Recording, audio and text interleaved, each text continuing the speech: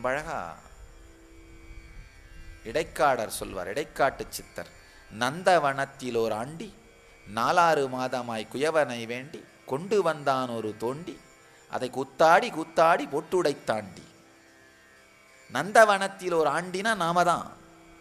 4 மாதமாய் குயவனை வேண்டி, 4 6னா 10 மாதம், 10 மாதம் குயவன்னா பிரம்மாவை வேண்டி ஒரு உடலை செய்து கொண்டு 10 மாதம் தாயினுடைய கர்ப்பத்திலே இருக்கின்ற அந்த டைம். 4 6 மாதமாய் குயவனை வேண்டி கொண்டு வந்தான் ஒரு தோண்டி, அது நம்ம உடல். பிரம்மாவிடம் கேட்டு 4 6 மாதம் 10 மாதங்கள் வேண்டி செய்து கொண்டு வந்த உடல், அதுதான் தோண்டி.